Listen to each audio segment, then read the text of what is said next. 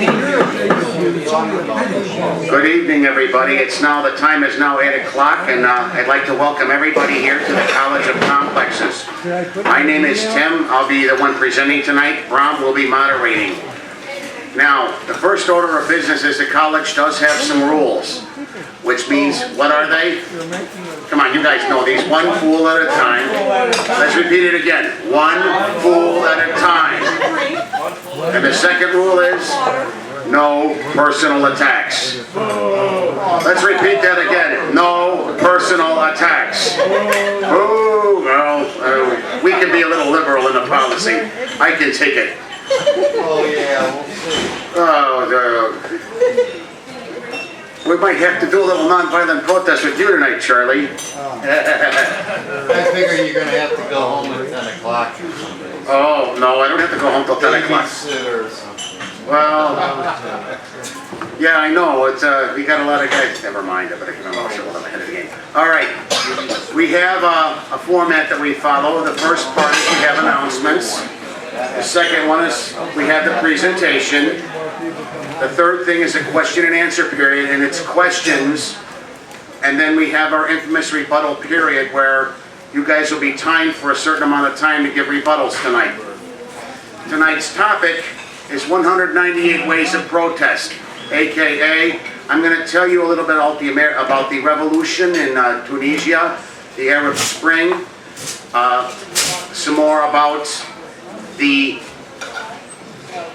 revolution that took over in Serbia, and of course how it all ties together through an organization called OPFOR, a gentleman by the name of Gene Sharp, and another one by a guy of Sergey Papovich. Okay, let's see, what else has to be told? I think I have told you all, or it has been told to you by Tim Bolger. So we are now going to hear about 198 methods of protest and persuasion. Conflict by doing or refusing to act without committing physical violence, with a short video illustration. And the ideas advanced from G. Sharp on nonviolent action. All right, I have seen the book. Okay. By the way, first thing you should learn when you're a good speaker, you always take control of the lectern and shake hands to hand it off. Oh. One of the things we learned in Toastmasters, which really helps keep control of the podium. You're all right. in control of the podium. How many of you would like to see the democracy spread worldwide? Your bread is coming. How many of you would like to see this without arms or armed conflict? How many of you know that there's an organization that's already doing this? Well, the United Nations. That's one of many, Charlie. But how many of you would like to hear a little bit more about the basis of this organization, its writings, its main proponents, and 198 ways to do it? Well, for me to sit here and to explain it would kind of be a little on the crazy side, especially when there's a little documentary out from something called Journeyman TV called The Revolution Is Now. I'm going to play a few minutes of it just to give you a little bit of a background on what this is all about. Democracy has awoken in the Middle East, but was what seems like a spontaneous revolution actually a strategically planned event, cultivated by professional consultants? The events in North Africa are orchestrated down to the finest details. These revolution consultants are the worst nightmare of every regime. Here you can see the symbol of resistance. We are becoming the red flag for the secret police of these places. They mainly operate in countries in which the Western world has a clear interest. Hardly a coincidence, it seems. The institutions that support him, you take those away, the regime has to fall. Cairo in early February. The sudden appearance of the wild horsemen at this demonstration shocked the world over. Storming into the crowd, they split the peaceful demonstration apart. Yet what seemed like a brutal attack by the Mubarak regime was actually a staged affair, intended for the national and international media. The message? Egypt is in a state of chaos.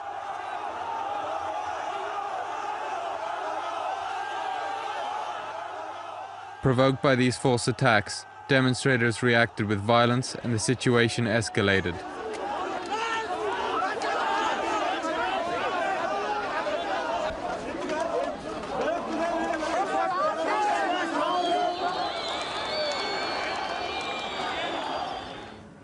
Right from the start, the revolution consultants follow a specific strategy, a strategy developed by the Serbian organization Otpor. This organization mobilized millions of people to bring about the downfall of Serbian leader Slobodan Milosevic. Their strategy became a blueprint, proving successful once again when used in the revolution in Egypt. It was here in his office that the Egyptian revolution was planned. As you can see clearly from the videotaped evidence from Journeyman TV, that the revolution that came from the organization Canvas or Otpor was a planned revolution, that it was systematic in its planning. They had training of the revolutionary resistance, and they had many other ways of staging nonviolent protest. The thing is, where did they get the training? Where did they get the things from? The central premise comes from a professor, a former Harvard professor in Boston, Massachusetts. His name is Gene Sharp, and he wrote a little treatise that's now widely circulated on the internet. And if I had it downloaded on my local hard drive like I have now, I would be in big trouble, because this book is considered by many a subversive book, from dictatorship to democracy.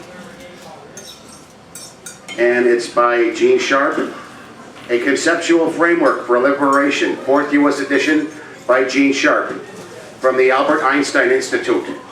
The Albert Einstein Institute's a small little 2-person office in Boston, Massachusetts, where Gene Sharp publishes a lot of his information. And we can basically see that he's got a lot on the web already. We'll get him up real quick if we can find it, but it's at, I'll find it in a minute. But what you can do with it is, let's get him up here real quick.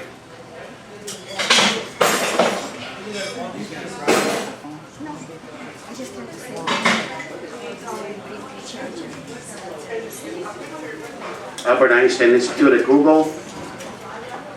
There it is, Advancing Freedom Through Nonviolent Protest. And this is where you find everything about Gene Sharp's work. He's published several books over the last few years as a blueprint for this revolution to take place. And he's published in this book 198 separate ways of taking down these nonviolent revolutions. And if you look in later on into his book here, and this is available free for public downloading. You can find it anywhere. It's published in about 17 or 20 different foreign languages. He's had several editions of this book. And what I'm going to show you right now is he's given several conceptual frameworks on how this goes on and what happens with it. A little bit of background on democracy and why it's spreading. But the bottom line is this. What he is actually doing is engaged in the fine art of communicating revolution to the people of the world, and it's particularly their country. And how does he do these revolutions and these dictatorships? Well, it is my contention that all governments are implicitly or explicitly in power by the consent of the people. Whether that be forced consent, as Mao said, political power is best achieved through the barrel of a gun, or popular consent like we have through free elections here in the United States.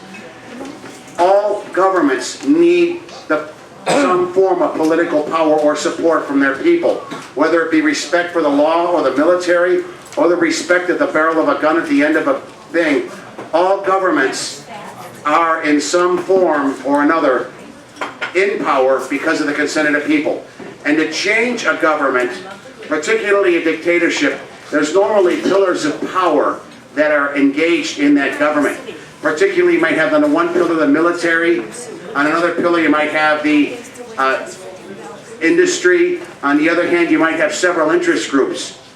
The point of the matter is not to destroy those pillars of power, but to convey to those pillars of power, it is in your best interest to change your allegiance from the government to us. And how this is done? Let's say you're engaged in a peaceful street protest because you don't like a particular policy of the government, and the police are out to get you. First of all, you're going to have to communicate the time, the date, and the place of your revolution. That's Twitter, Facebook, phone calls, letters, faxes, any number of ways of communication. Second of all, your protesters are going to have to be trained and disciplined. You know, you could have 10,000 protesters on a street, but that one clown who breaks a window is actually going to get all the camera space. So you have to have them disciplined. The third thing you got to remember is the police are there to keep order, and if you can make friends with the police, you can do a lot more than confrontation. Oh, yeah. Well, let's put it this way. How do you stop a confrontation with the police? You don't go putting your big burly guys in the front, busting down and saying, let's tear down the walls. You put in your women, your old ladies, you put flowers, and you have them march first and just peacefully go through. You have signs, you have political literature, you have marching drums, you have a lot of other ways of non-violently protesting this stuff. Now, it might not happen today, it might not happen tomorrow, but you have to keep going. You have to have an organization with clearly defined goals, clearly defined objectives, what you're going to do when you bring down the power, how you're going to do it. Because in Egypt, there was some 17 different interest groups that all had to come together, which was almost a 10-year process to convince them to all come together. Then you have to have training sessions and getting your troops on the ground, almost to a certain like the military does with their soldiers. You have to have trained people. Then you have to have ways to get these people excited about revolution, about what they need to do to get their governments underway and how we move. And like I said, the 198 ways that Gene Sharp talks about is just more of the same methodology. For me, it all boils down to one thing. What is your message? Is it one of hope? Is it one of thing? You know, like I said, it would be ashamed if we saw the revolution in Egypt turn into another source of power where it just simply changes from one dictatorship to another. Like we saw Mubarak go down, now we have the Muslim Brotherhood wanting to take over and then put it in an Islamic State. Some people would think that's a good thing, but if you really want democracy, the hard work starts after the revolution. You need strategic planning. You need things, and what I'm doing right now is I'm trying to get into the list of the 198 ways that Gene Sharp has talked about it. You have to have strategy, you have to have tactics. There's a ton of stuff in this book that really needs to be brought out. But again, the fundamental message is you need to communicate this message to your troops, to your people involved, and to everything else under the thing. You have to have, and the one thing you don't want to do is fight the regime with weapons. Because when you fight the regime with weapons, you're actually fighting on the regime's ground. That's their best way they fight.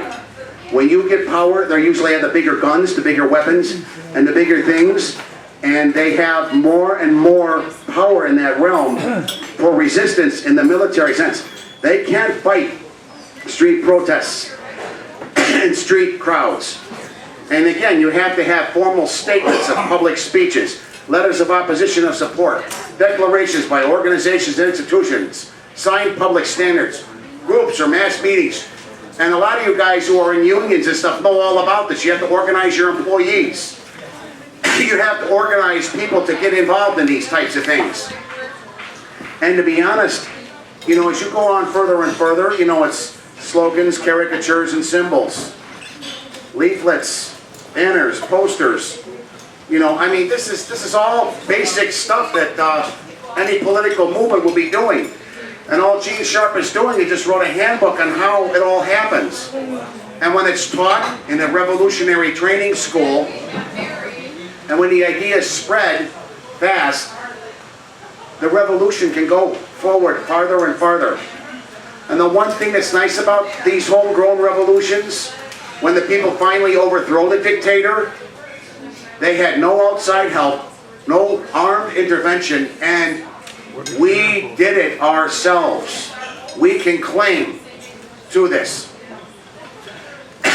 I still think the first place that we ever saw this kind of revolutionary activity towards democracy was in the founding of our own country, when in 1776 we had the Declaration of Independence. Now, it was an armed struggle at that time, but also through various other sundry things.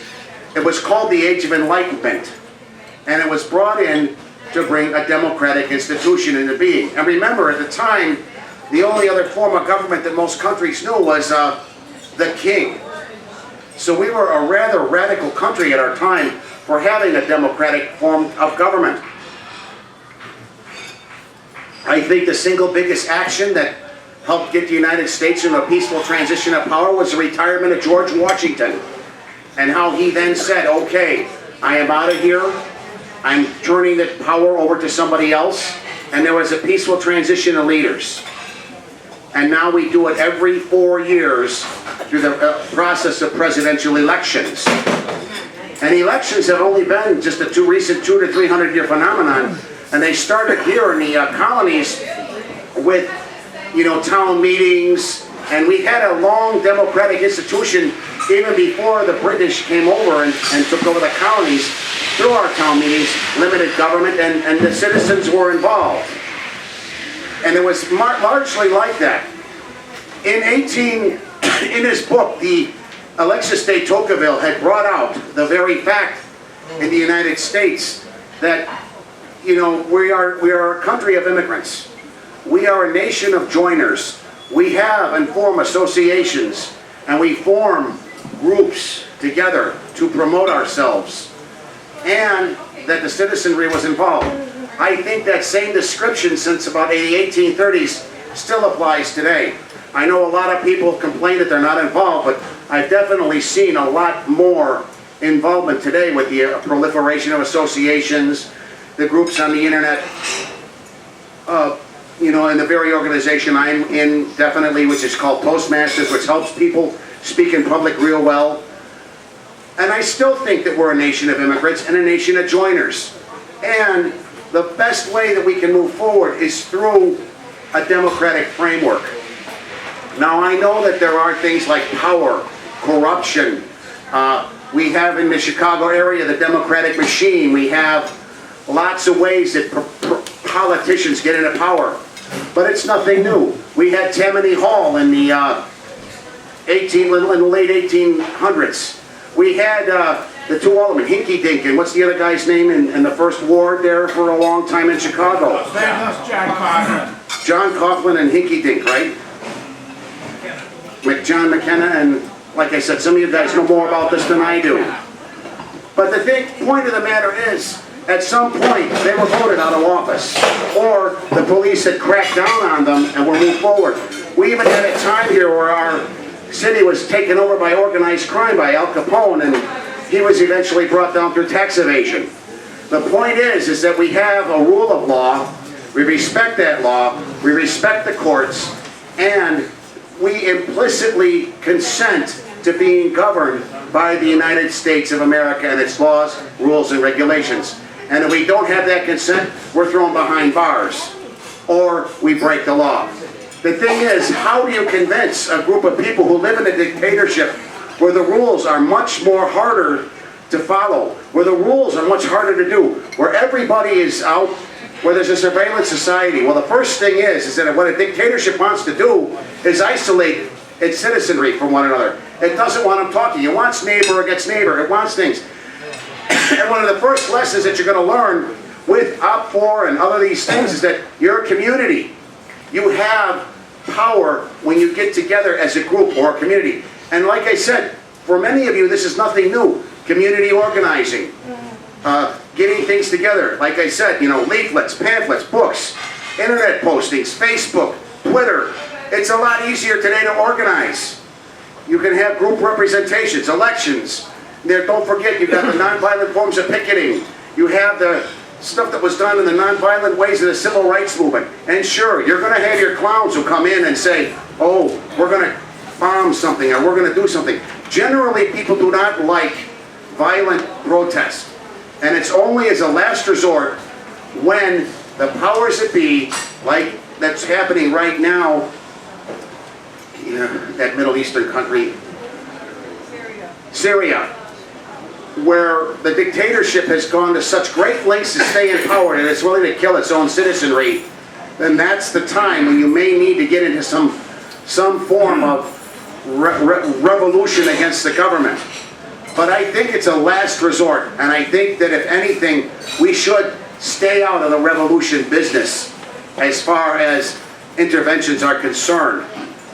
There was a time when I myself thought that that would have been a good way to go, based on the book and writings of a gentleman by the name of Thomas P.M. Barnett, who basically said, you want a dictatorship gone?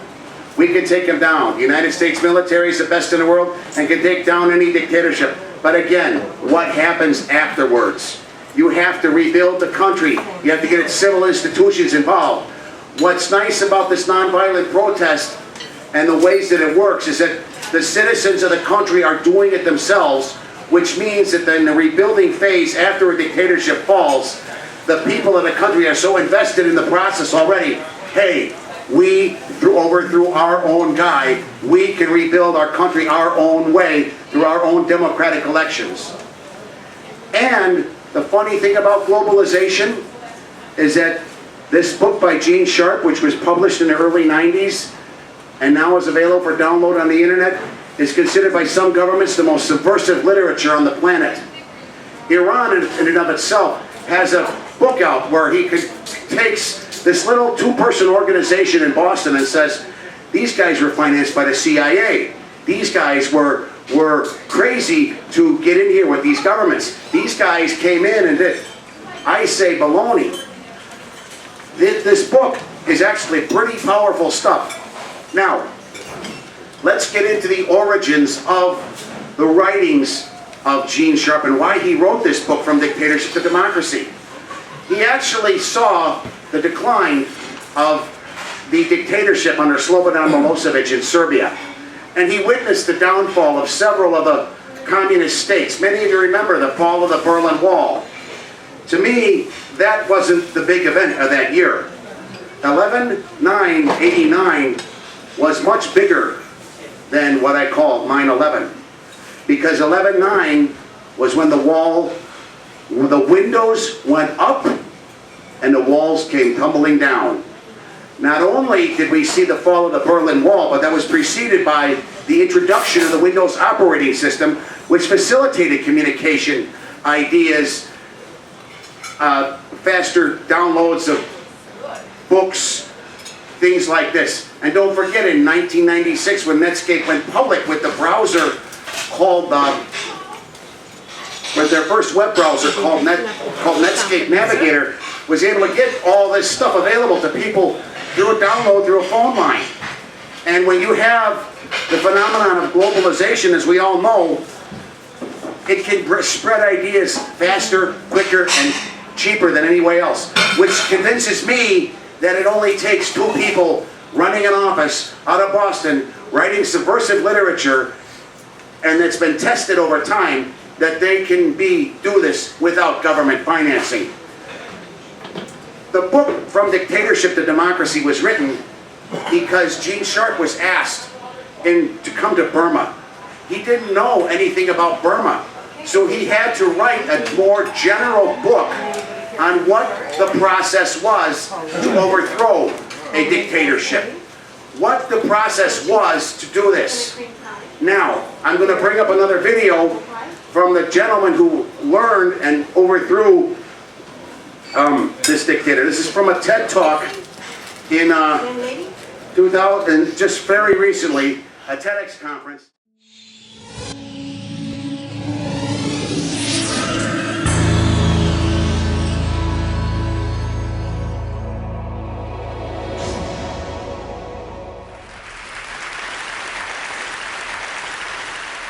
Good afternoon, and proud to be here on TEDx Krakow. I'll try to speak a little bit today about a phenomenon which can and is actually changing the world, and whose name is people power. I'll start with the anecdote, or for those of you who are Monty Python lovers, a Monty Python type of sketch. Here it is. It is December 15, 2010. Somebody gives you a bet. You will look at a crystal ball, and you will see the future. Future will be accurate, but you need to share it to the world, okay? Curiosity killed the cat. You take the bet. You look at the crystal ball. 1 hour later, you're sitting in a building of the national TV, in a top show, and you tell the story. Before the end of 2011, Ben Ali and Mubarak and Gaddafi would be down and prosecuted. Saleh of Yemen and Assad of Syria would be either challenged or already on their knees. Osama bin Laden would be dead, and Ratko Mladic would be in Hague. You know, the anchor watches you with a strange gaze on his face. And then on the top of it you add, and thousands of the young people from Athens, Madrid, and New York will demonstrate for social justice, claiming that they are inspired with Arabs. Next thing you know, 2 guys in white appear, they give you the strange t-shirt, take you to the nearest mental institution. So I would like to speak a little bit about the phenomenon which is behind what already seems to be the very bad year for bad guys. And this phenomenon is called people power. Well, people power has been there for a while. It helped Gandhi kick Brits from India. It helped Martin Luther King win historic racial struggle. It helped local Lech Walesa to kick out 1 million Soviet troops from Poland and beginning the end of the Soviet Union as we know it. So what's new in it? What seems to be very new, which is the idea I would like to share with you today, that there is a set of rules and skills which can be learned and taught in order to perform successful nonviolent struggle. If this is true, we can help these movements. Well, first one, analytic skills. I'll try where it all started in the Middle East. And for so many years, we were living with completely wrong perception of the Middle East. It was looking like the frozen region, literally refrigerator. And there are only 2 types of meal there.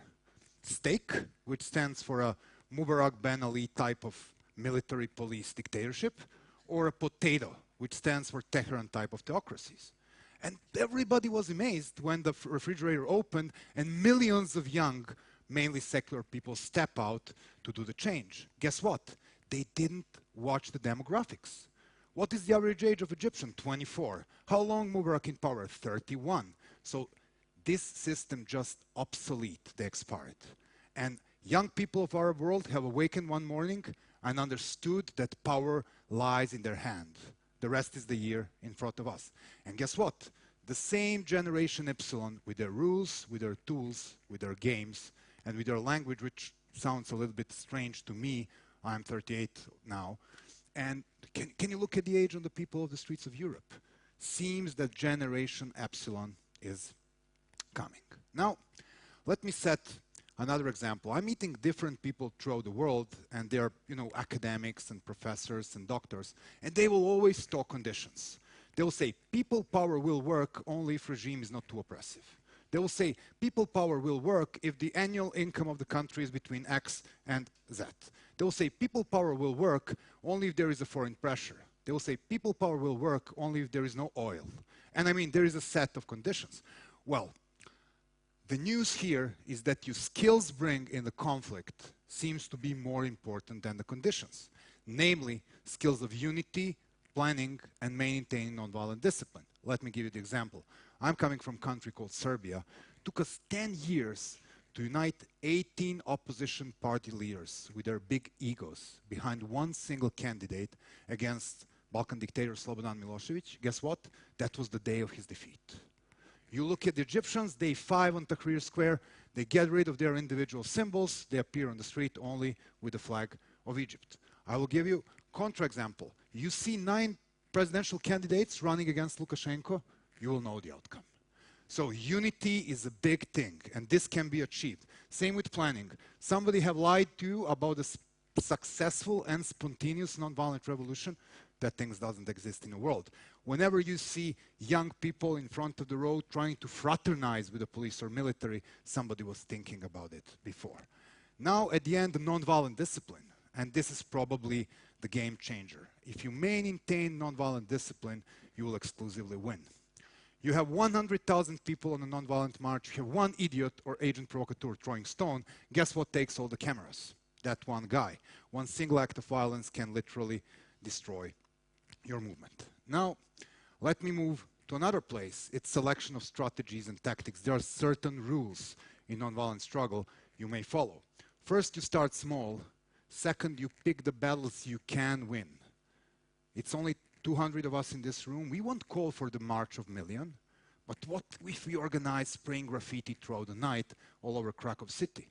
The city will know. So we pick the tactics which accommodates to the event, especially this thing we call the small tactics of dispersion. They're very useful in a violent oppression. We are actually witnessing the picture of one of the best tactics ever used. It was on Tahrir Square, where international community was constantly frightened that, you know, the Islamists will overtake the revolution. What they've organized, Christians protecting Muslims where they are praying, Coptic wedding cheered by thousands of Muslims. The world has just changed the picture, but somebody was thinking about this previously. So there are so many things you can do instead of getting into one place, shouting and, you know, showing off in front of the security forces. Now, there is also another very important dynamics, and this is dynamics normally analytics don't see. This is dynamics between fear and apathy on one side and enthusiasm and humor on another side. So it works like in video game. You have a fear high, you have status quo. You have enthusiasm higher, you see fear is starting melting. Day two, you see people running towards police instead from the police. In Egypt, you can tell that something is happening there. And then it's about the humor. Humor is such a powerful game changer. And of course, it was very big in Poland. And you know, we were just a small group of crazy students in Serbia when we made this big skit. We put the big petrol barrel with a, you know, portrait picture of Mr. President on it in the middle of the mainstream. There was a hole on the top. So you could literally come, put the coin in, get a baseball bat, and hit his face. Sounds loud. Within the minutes, we were sitting in a nearby cafe having coffee, and there was a clue of people waiting to do this lovely thing. Well, that's just the beginning of the show. The real show starts when the police appears. What they will do? Arrest us? We are nowhere to be seen. We are like 3 blocks away observing it from our, you know, espresso bar. Arrest the shoppers with kids? Doesn't make sense. Of course, you could bet. They've done the most stupid thing. They arrested the barrel. And now the picture of the smashed face on the barrel with the policeman dragging them to the police car, that was the best day for the photographers from newspapers that they ever will have. So I mean, these are the things you can do, and you can always use the humor. There is also one big thing about the humor. It really hurts, because these guys really are taking themselves too seriously. When you start to mock them, it hurts. Now, everybody is talking about His Majesty, the internet, and it is also a very useful skill.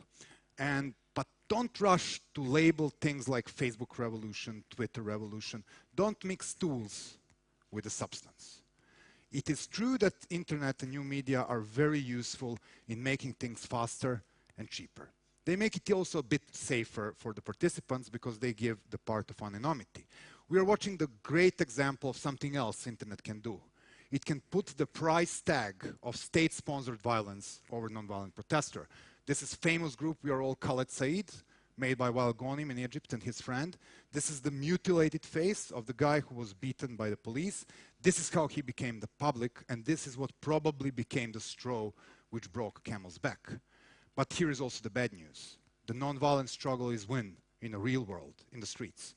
You will never change your society towards democracy or, you know, economics if you sit down and click. There are risks to be taken, and there are living people who are winning this struggle.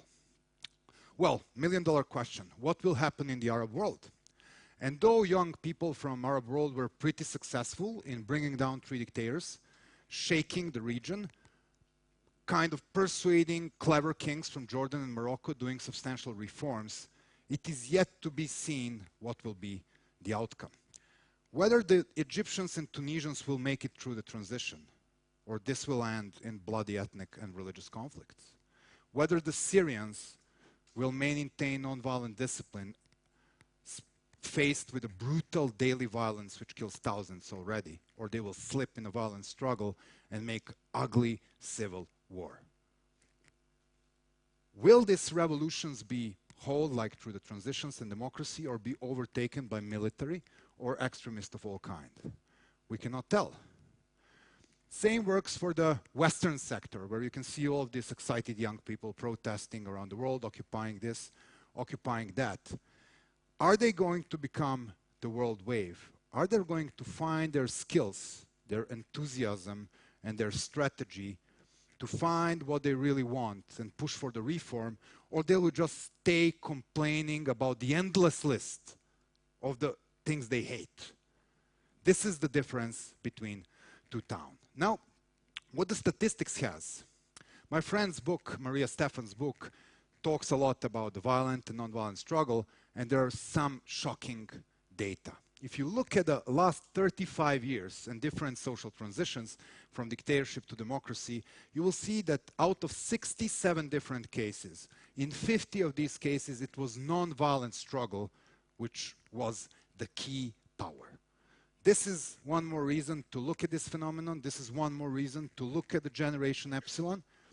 Enough for me to give them credits and hope that they will find their skills and their courage to use the nonviolent struggle and thus fix at least the part of the mess our generation is making in this world. Thank you.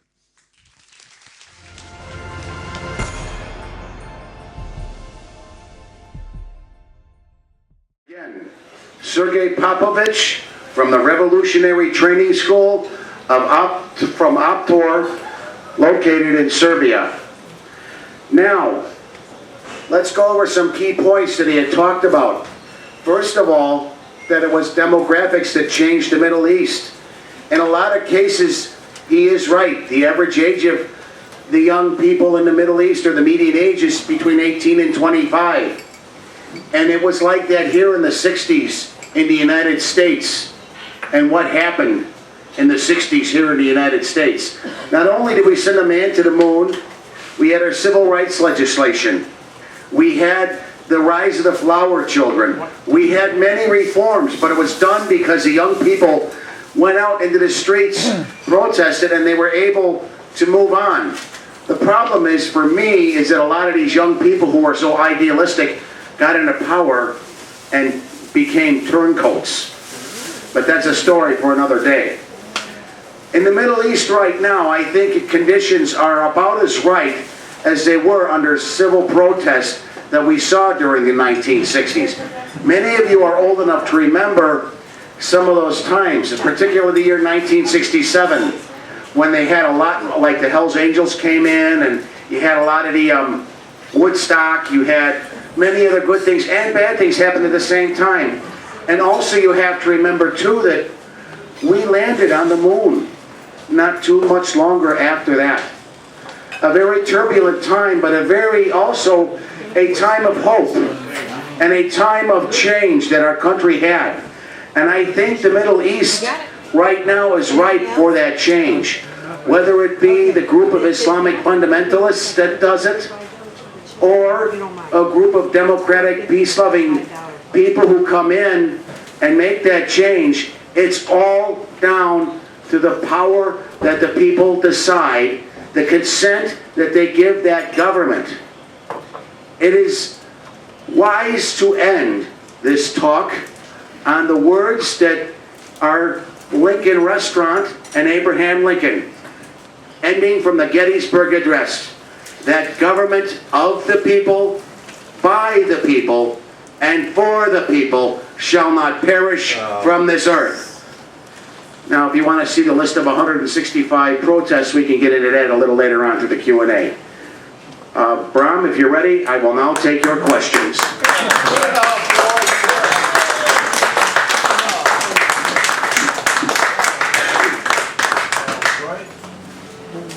Yeah, that's a good one. Woodstock. Gene Horker. Tim, I'll comment in the rebuttal on your talk. I think it was very good.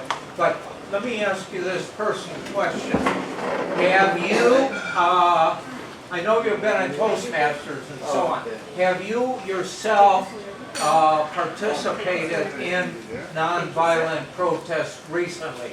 No, I have not participated in nonviolent protests recently. This, for me, right now, is an intriguing head concept that seems to work through other things. I probably will be involved in some form of protest. As I said, the only thing I've really done recently is protest some rules changes that our Toastmasters organization had, and I can get into that at some other point in some other detail. And the funny thing about it was, a few of us organized, a few of us made a little bit of rabble-rousing on the Toastmasters website. We had a little bit of a protest at one of our TLIs, or threatened to, by carrying some signs, legalized the speak-a-thon, so to speak. And all of a sudden, our district governor and elected bodies took notice. At the next international convention, it's on the agenda for the rules to change. That's the only form of protest that I've been in at this point. Very peaceful, very democratic, but we made our voices known. Thank you. Yes, Karina.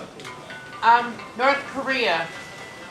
It would be possible to overthrow the North Korean government by nonviolent protest? The North Korean government is a state that's controlled by one family. It's a family corporation that keeps control of its people in concentration camps. It keeps control of its people through a lot of repressive regimes. It wants to keep its citizens isolated from one another and mistrusting one another. I think that it can happen in North Korea, but it's going to be a long struggle to overthrow that government. Number one, the first thing that the people have to realize is the truth of their conditions. The government is so effective in the propaganda instrument in North Korea of convincing its people that it's all the US's fault, that it's all a result of the war, it's all the result of the embargo, that they're not prospering. That type of information is getting into North Korea through cell phones, through DVDs, through a lot of other means, and it's only a matter of time before they get full internet connectivity. And remember, North Korea's demographics are going to be in its favor. There's a lot more young people now questioning their ways, especially now that you have a third-generation monarchy in there. I honestly think that what's going to make North Korea fall is a nonviolent struggle by its people because they want to better their lives. They're going to see the Chinese, they're going to see the South Koreans.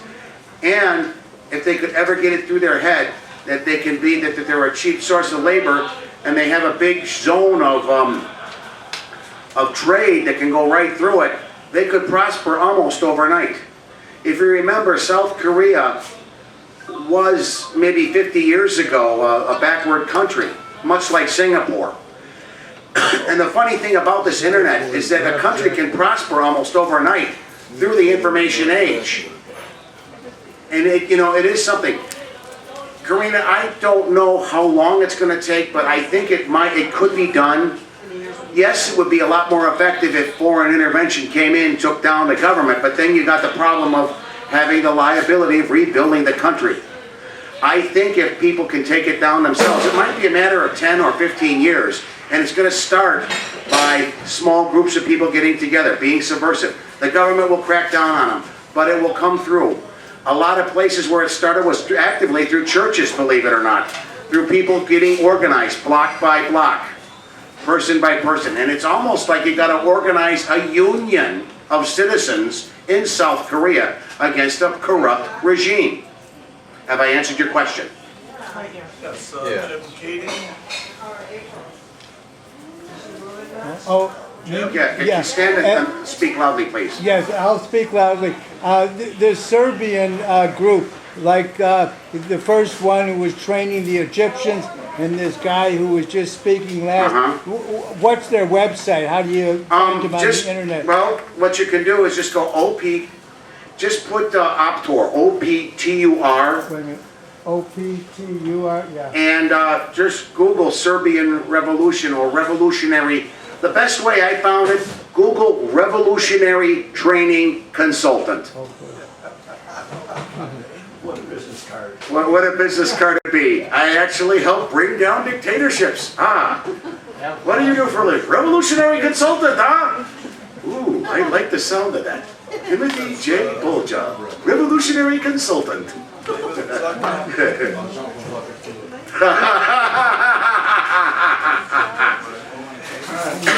the 60s, couldn't Cubans under Che Guevara consider themselves to be revolutionary training consultants? Che Guevara was truly a revolutionary training consultant. But what did Che Guevara want to do? He wanted to take down dictatorships, but he replaced it with another dictatorship. Perhaps maybe I'm not as familiar about the writings of Che Guevara, but you know, we all say to Che Guevara, "Viva la revolución." I say, "Viva la Reagan revolución," because it was much more change done through the spreading of modern capitalism than it was through the spreading of modern Marxism. Oh, man. Charlie, I will defend that to the hilt. I did not lose all credibility, but let's go on from here. Yes, to the hilt of my what? Well, actually, did you have credibility to begin with? That's a good question.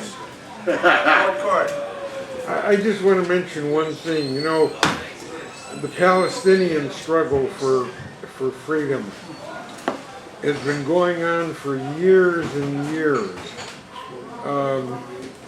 And in local villages, they have weekly gatherings. And what I'm just trying to get across is that this is sometimes a very long, drawn-out, slowly developing process. And there's no hard and fast rules. Right. Just, That's the question. well, I hope that you realize that that the patience it requires to accomplish this. That's all I wanted to say. There is another documentary up here. It's called a big indie production. It's So You Want a Revolution. And it's not available for download, but I'll try to bring in some DVDs next week of it. But it was done on the current TV channel, and they talked about the long, hard, nonviolent struggle of getting the consent of the people moved from one thing to another. Remember, what we're doing here is we're asking people to go against their laws, to go against their government. And it's going to take a lot of convincing and a lot of communicating to do just that. And however, you know, it may seem a lot easier overnight. We can take down a country, and the United States is pretty good at waging war. It's rebuilding the nation and occupying and running the peace. That's the hard part. It would be a lot. Yes, Charlie. Yeah, in about a week or so, I'm going to Washington to meet with members of the Illinois delegation for the Independent Voters of Illinois. And I'm going to put on a suit and a tie and meet with them and talk like a mature individual. My turn, pal. And I'm not going to act like you telling me I'm not going to be bringing about social change, or I got to act like a hooligan? No, I never. And like mess up their offices or something? Is this what you're encouraging? Charlie, if you look at Sergey Papovich, he talks in a suit and tie to the powers that be because he's able to communicate his message. What you're doing is you're taking your most effective method of communicating your message to your legislators who can change the law. And what you're doing is exercising your free power of democracy. Most legislators are not going to listen to a bunch of thugs on the streets marching. It's amazing how this week alone, the screams of air travelers everywhere were upset because of the delays in air travel. And it's amazing how fast Congress gets its feet together when there is an effective protest movement.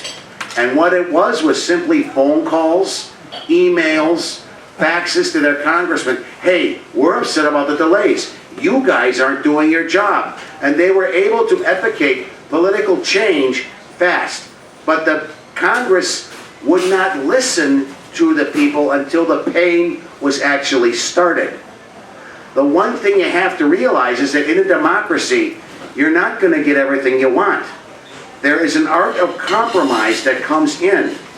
And even with these non-long violent struggle movements, you have to first get the basic message out. You have to communicate that message to the people. And you have to convince the majority of stakeholders that it is in their best interest to take down the regime and to put in a new one. And it takes time. It takes a lot of time. And frankly, one of the best organizations that can help you train and do that is the one I belong to called Toastmasters. It helps in bringing out your message, empowering yourself. Because you got to remember, not only is good communication skills essential for taking down a government, but it is also essential for keeping a dictatorship in power. If there was anybody in the mid-30s who could out-communicate and outspeak Hitler, perhaps there may not have been a Second World War.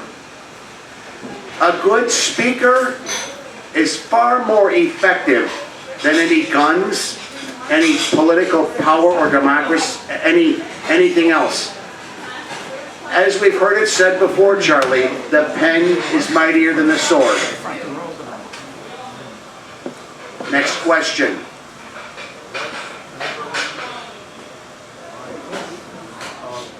What about the workers who are shut out, locked out? How do they protest? How do they... It's, you know, he's talking about workers and they're being locked out and they're being done like this.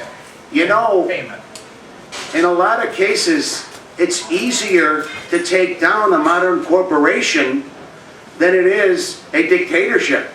Why? Because corporations exist only with the consent of their customers. And if they have no customers, they lose money, they go bankrupt. And they go down far quicker when the consent of their customers or their people are not there. And when there's a lot of people in a workplace that lose their job or a company is known for massive layoffs, I can tell you from personal experience that companies do get reputations for being bad places to work and that they don't get quality people. I have a brother-in-law who's a recruiter for a firm that is not doing so well this time.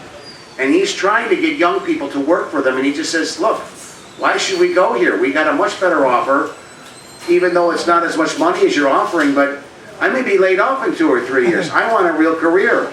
I don't want to sit here and work for somebody that's not going to care about me after a few years. I don't want to work for somebody who's not going to have any real benefits or anything along these lines. I don't want to work for somebody in a dying industry. And believe me, between some of the Facebook feeds, LinkedIn stuff, Twitter, all it takes is a few disgruntled employees and they can go viral real quick, as well as products, as well as everything else. And again, it gets down to the consent of power. It is a form of consent when you go to Starbucks and buy your coffee. It is a form of voting when you go and you get your car maintained at a certain mechanic. It is a form of voting by spending your money at certain places that really brings an essence to what's happening. We may not have much choice in the country we're in or even the governmental system we're at, except through maybe the elective process here in the United States. But we do have a lot more control over the consent of who represents us in business. Remember, Walmart is big because we shop there. Walmart is big because people go there for bargains.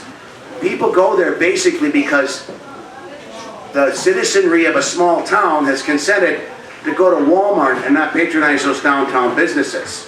Why? Because most of the time it's price pressure. You can't blame Walmart. Ultimately, it's the consumer who's got the power. don't blame Could you Walmart. review some of the main points of Sharp's book? Okay. The Sharp's book is called From Dictatorship to Democracy, and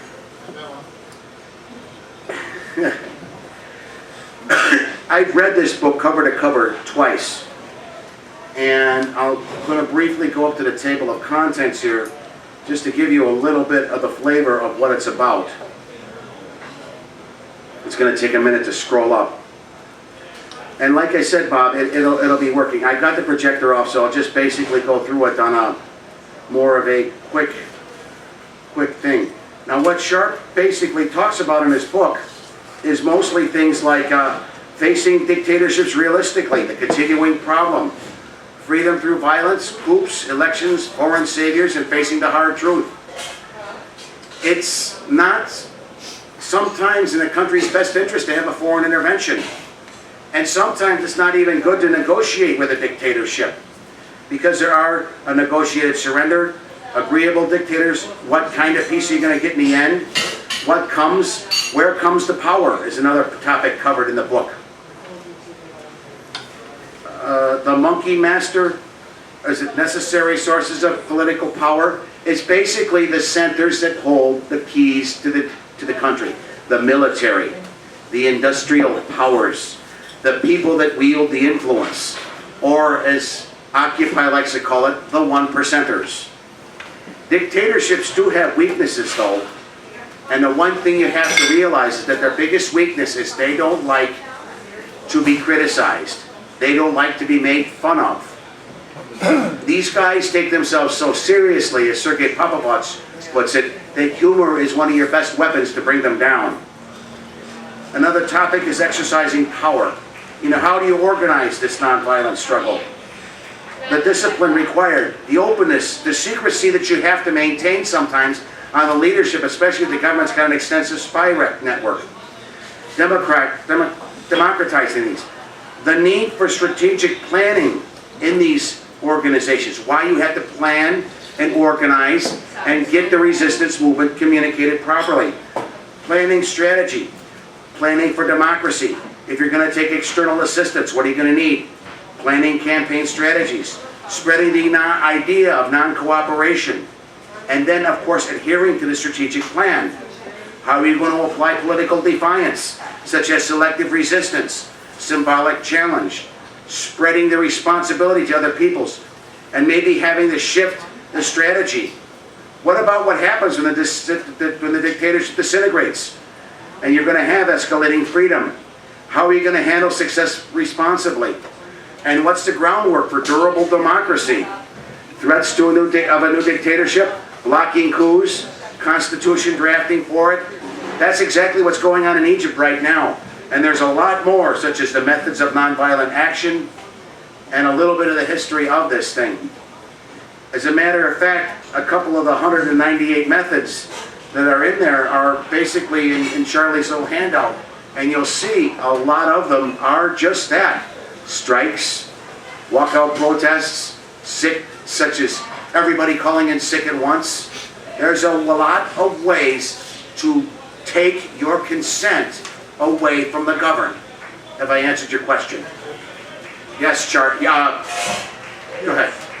Yeah, I have a question on something closer to home, and the man who's candidate for mayor. I didn't get your name, sir? Andrew Nelson. Mr. Nelson brought up the North Korean-style sale of the parking spaces in the city of Chicago for $1 billion for 70 years, sounding like was something that could only happen in North Korea. And I am not aware of any peaceful protest except from this gentleman here to this sale. And what, if any, kind of peaceful protest could there be about the sale of the parking space? Let's just say, if you wanted to do a peaceful protest against the parking meters of Chicago, why not have a park in? Everybody on a Sunday night takes the downtown spaces of parking with their motor cars. Then they do not move them and do not feed the parking meters. Of course, you're going to see city tow trucks come in, But if you have one tow truck come in and take a car out, you put another car in, and you keep it up. You keep the organization. You call it occupied parking meters.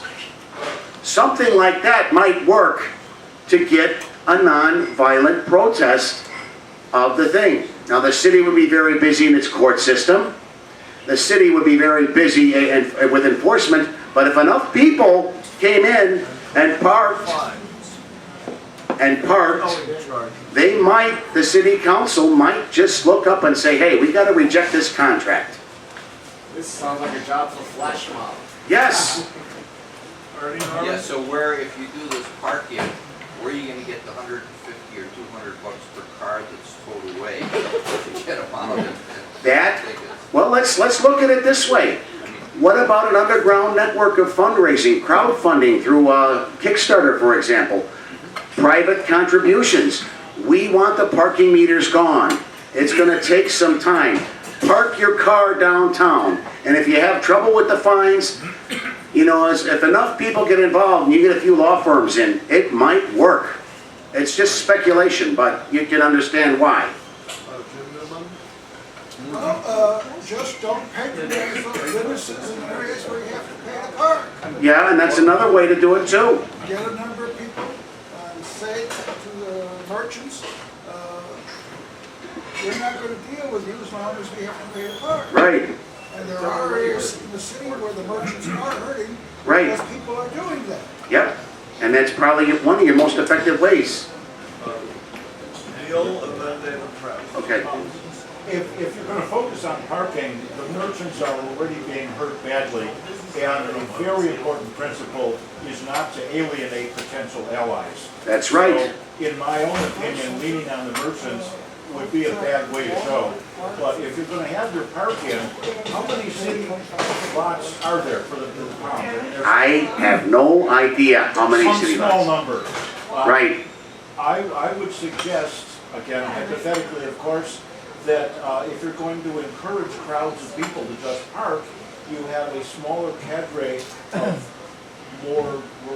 people you are sure are disciplined and so forth, to simply blockade the city lots so that the tow trucks can't get in to go back for another one. That's a good idea too, another way of handling it. Like I said, we're getting a lot of ideas for protesting the parking ban in the city of Chicago.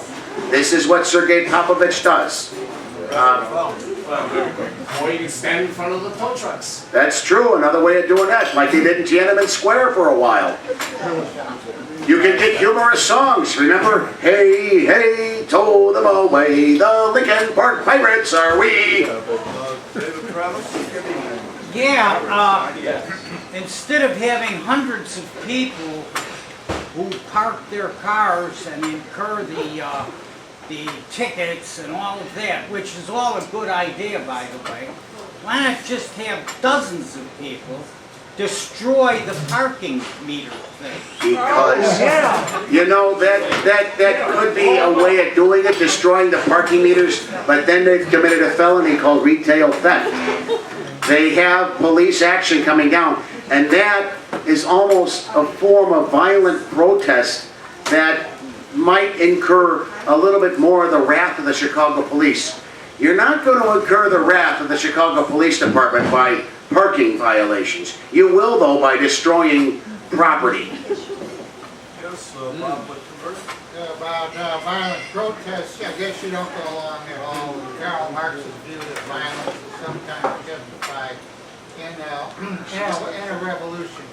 Do you think violence is justified in overthrowing a government? In most cases, if there's violence that needs to be done, it better be done as a last resort.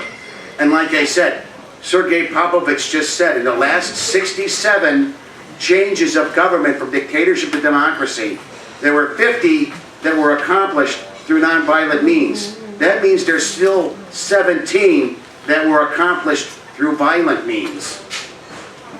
And Mulvaney? What can we do in a peaceful way to counteract the flash mobs that have been invading downtown and harming businesses, scaring people, beating them up, what kind of non-violent thing can we do about that? It's very simple. You see the flash mob come into a store, you, as customers, do something as simple as block the doors so they can't get out. Do something simple as watch your kid's Twitter feed. Watch your kid's Facebook deal. Watch what goes on. I know that they come into a store, they take all the merchandise and they leave. There's small terrorist groups.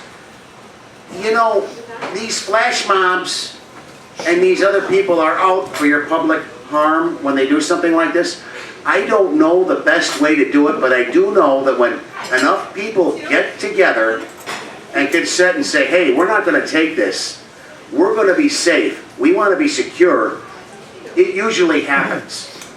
Now, the one thing that'll happen is if these flash mobs are hurting these businesses badly downtown, there's going to be an increase in security in a lot of places. You know, the hiring of perhaps private security in these stores. And it may get to the point where they may require you, upon entering the store, to give them your name and an ID. It may require other things, but You know, what... They came down to Northampton Beach, tore up the beach, and scared, terrorized people. I don't see what we could possibly do, because the police obviously can't even. The shootings that we have here in Chicago, and the violence of the gangs, how are we, in a non-violent way, going to counteract people who have AK-47s or, you know, the weapons they have? Everybody there's carrying a camera. Yes. Pull out your camera. Take pictures. Use your stuff. You have, I guarantee you, if a gang came up and you had a street full of drug dealers and you had all the moms and all the kids come down that street every day and say, get out of our neighborhood, and these guys didn't do it, you can be darn sure that sooner or later there might be a slight incident and they would be gone. They do not want to be where they're not wanted. They do not want to be. They want to, in other words, when you have a drug dealer, he's in an area that he knows he's not going to get busted. He knows there's no police presence around. He knows that when you make it difficult for them to do business, they will move on. They're not doing They're disrupting the people who are on the streets. We're not talking about in the stores. I'm also talking about people on the streets too. These problems have been plaguing cities for quite a while, and frankly, I am not exactly sure how you could be doing it. I do know that, if we're off subject a little bit, you know, you talk about community policing. Again, it's all about getting organized. Your neighborhood watch groups, your groups together with people moving forward, getting together as a community and saying, hey, we don't want this anymore.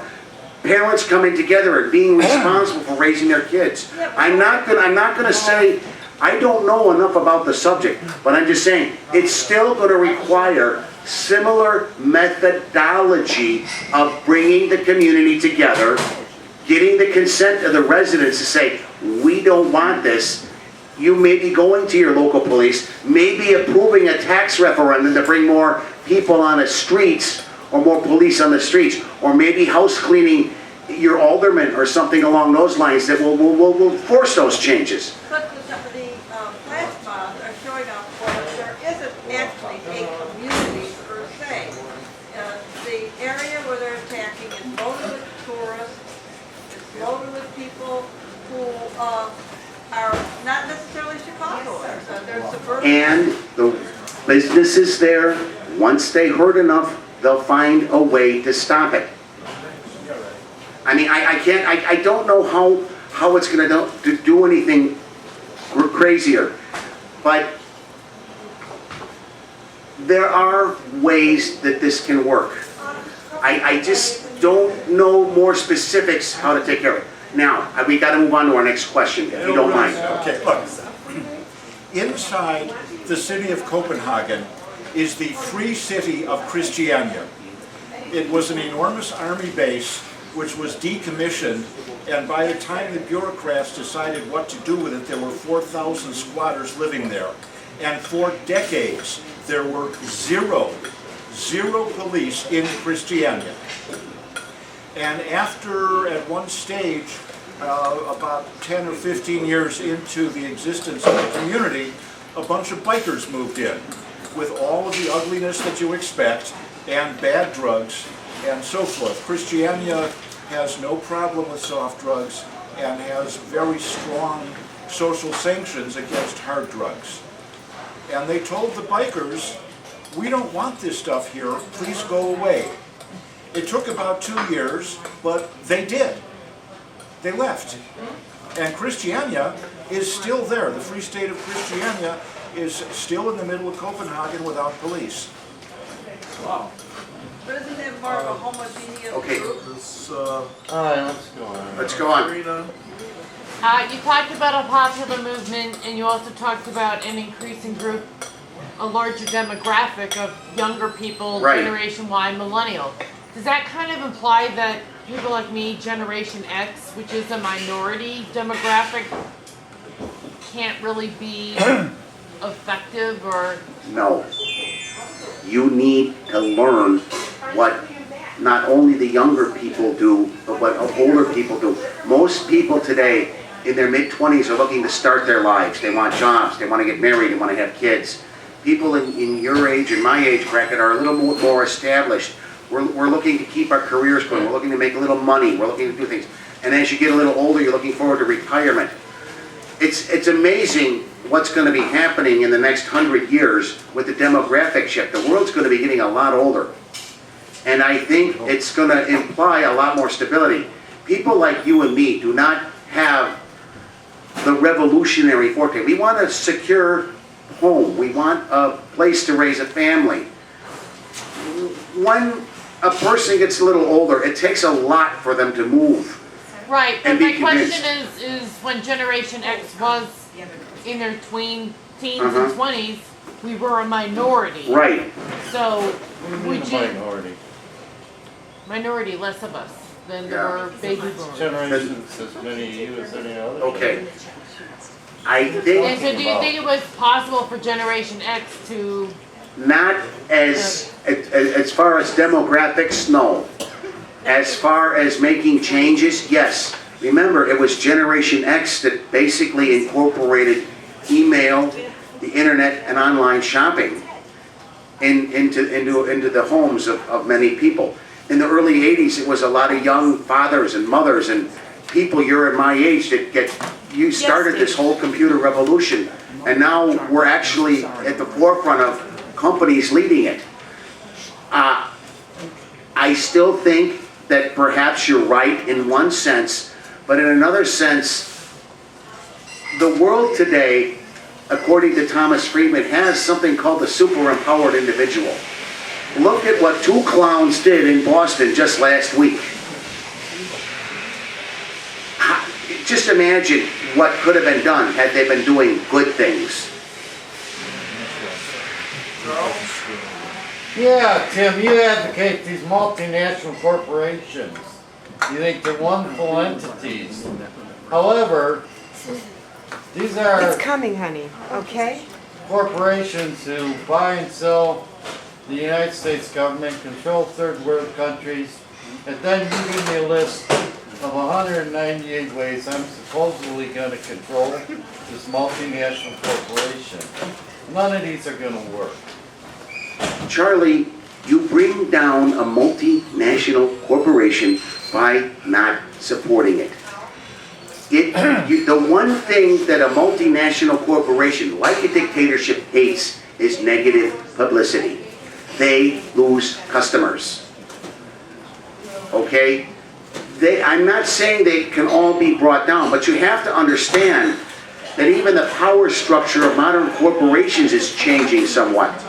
The hierarchy that you're used to in the 60s and 70s is a lot flatter.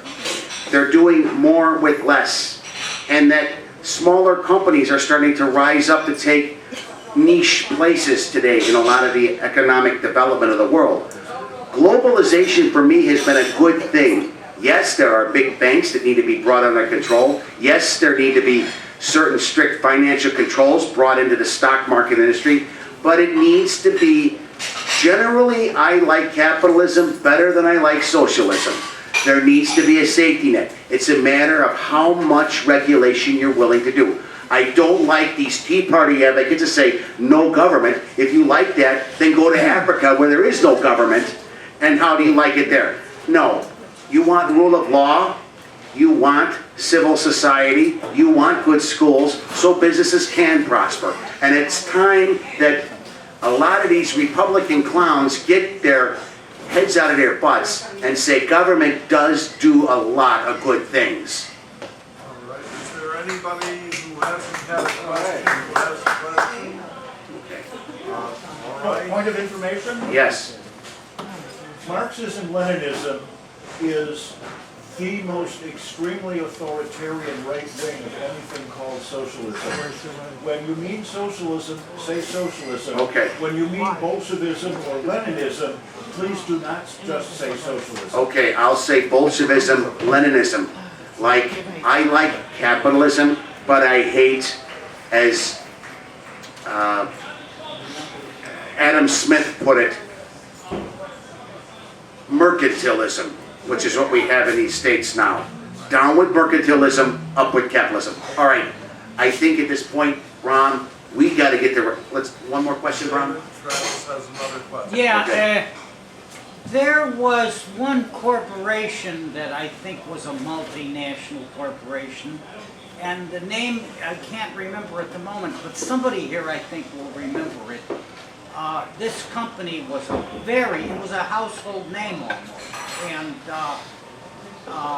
they had some kind of a bad accident. Their company exploded in India. Union Carbide. Union Carbide, that's the one. And their president went to India to schmooze them, and they put him in jail.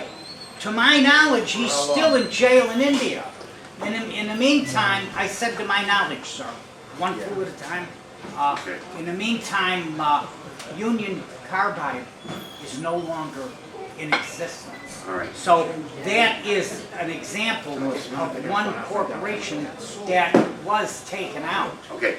After the rebuttal period, I'd like any one of you who comment on how I did tonight, I would appreciate any feedback, because I kind of had to bring this presentation up. I'm off of 2 days of intensive filming at a Toastmasters event, so I'd really like to know how it came across, how it worked, if it didn't work. But now, rebuttals?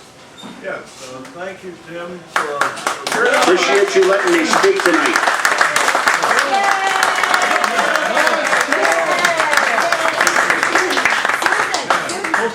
Okay. Now, the rebuttal procedure is pretty simple. Good job, Tim. Thanks. With the spanky is in. I'm going to ask Tim if he will I'll keep time. keep the time. How many people have remarks to make on the, all right, I see you have that. Ernie, 1, 2, 3, 4, 5, 6. Are you scratching your back or are you going to make remarks? All right. We have at least 7 people, but we have plenty of time, an hour and a half. Let's go with about 6 minutes, Brom. All right, about 5 up to 6. 6 minutes. Okay. You don't have to take a full 6 minutes, but whatever. After that.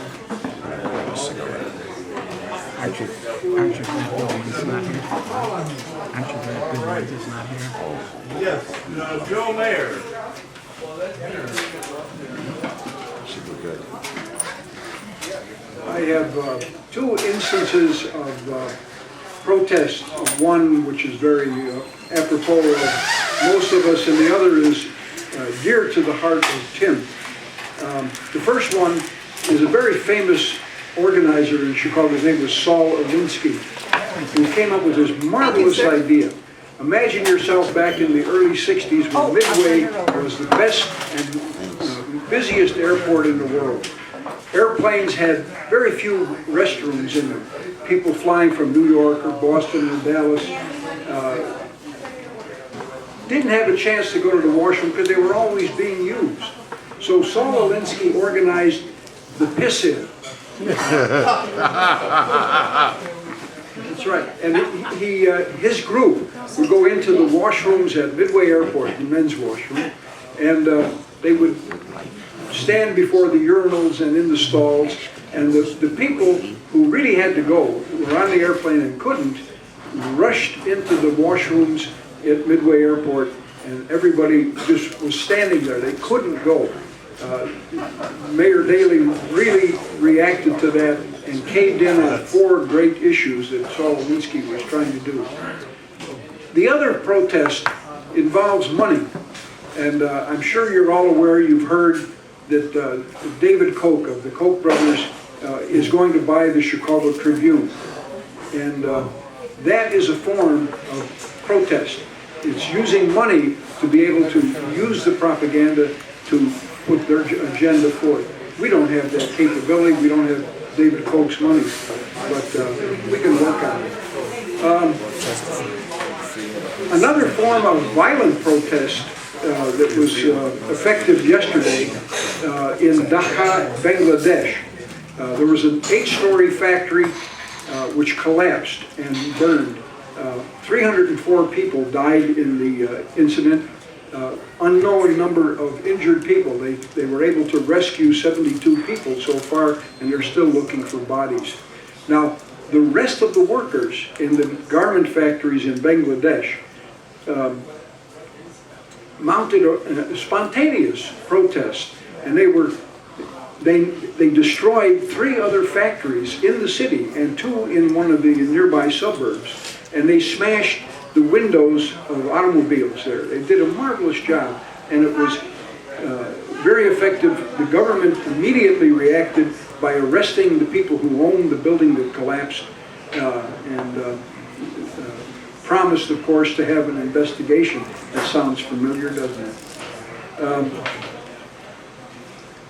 On an unrelated subject, the European concept of austerity, which was put into effect, led by Germany, Angela Merkel, is now in disrespect, is in disorder.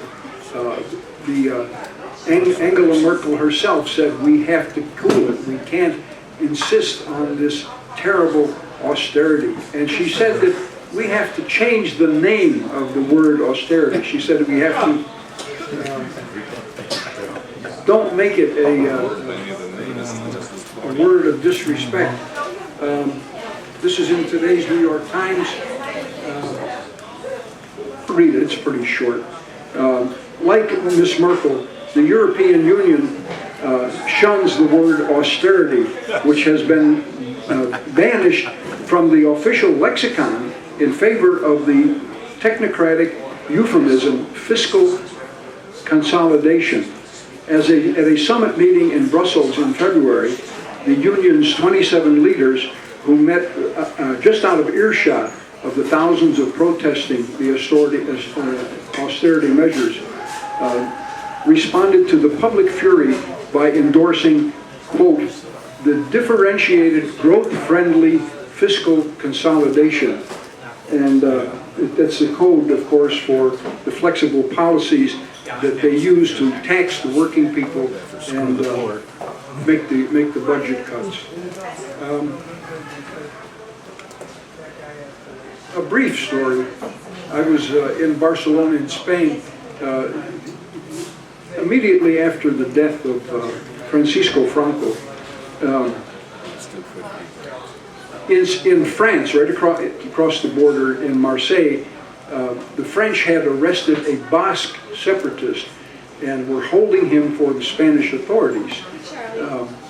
A group in Barcelona, actually they announced it in leaflets and so forth, and a friend of mine who was with me, we went to the place where they were organizing this.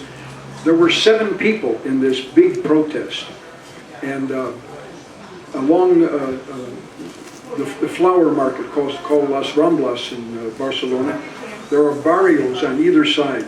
They started at one end of it and marched through the barrios, and by the time we got to the end of Las Ramblas, which is just near Plaza España, where the French embassy was, French consulate, we had over 2,000 people because the people were angry at the Spanish government, of course. And so we marched into Plaza España in a big circle, and the police and the Guardia Civil were there waiting for us. And the Weather Bureau had made a prediction, so that it was very important to us. We marched past the French consulate a little bit, and then began chanting. The police and the Guardia Civil launched their tear gas at us, but the wind was at our back, and it blew the smoke and the tear gas back into the face of the police. And we thought that was very funny. Well done. Okay.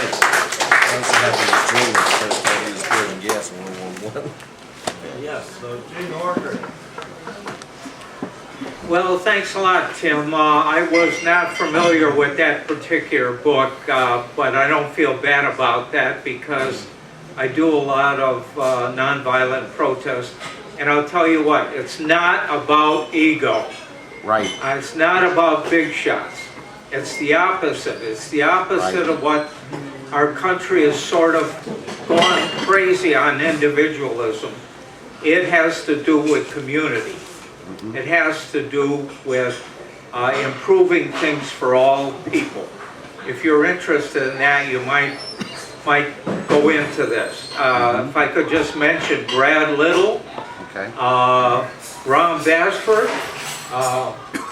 Mike Brennan, who was here, and others I have seen out on various protests.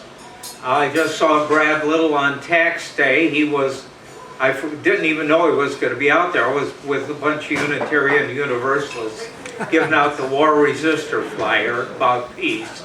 And he was actually out there. So there are all kinds of ways you can do this. I will try to pick up that book, but there's another book that Charles told me about, A Force More Powerful by Ackerman and Duval. And if you pick up that, there was a question about what do you do in a horrible, rotten dictatorship? Well, I told this story before, but it's worth telling again. 1943, some German ladies, their husbands were Jewish, and the Nazis had grabbed their husbands and thrown them in a prison camp ready to kill them. They came out to protest. 1943 in Berlin. They won. A lot of reasons why that happened. You can read the book. You don't have to read the whole book. Just pick up the book and it will kind of tell you why that happened. They got their husbands back. It's amazing that something like that would happen. But you can see it's a narrow event, one event, and that's all they wanted. They wanted their husbands back. They got that, and why didn't Hitler do something about that? Well, that's because the people that worked for him lied to him. He didn't know it happened. They said Berlin is Jew-free. It wasn't Jew-free. So, you know, you can do all kinds of stuff, and you don't have to be young. Hey, I'm 75 years old. If I can do it, anybody. And you don't even have to have guts. I don't have any guts. But I can do this kind of thing. You can go to Jane Addams Senior Caucus if you're old. If you're young, you can go to Lakeview Action Coalition, Organization of the Northeast, or a lot of other ones. And yes, if we all got together, we would probably get a lot more done. And to me, we need a lot more democracy in this country. In my opinion, we're not all that democratic. And I think everybody here, if you had time, you could tell me 5 or 6 reasons why the United States is not a very democratic country, and you'd say, compared to what? Well, there are some that are probably more democratic, and certainly the ideal is more democratic than we are. So if you're interested in this, I guess get this book. And if you're, again, if you're old, you can see me, and you can get into Jane Addams Senior Caucus. We've got all kinds of events. We're working on Social Security, Medicare, Medicaid, HUD funding, all these things to make sure your grandma, if she needs care in her own home, gets her care, or if she's got to go to a nursing home, that the nursing home is well staffed and they follow their regulations. Thank you.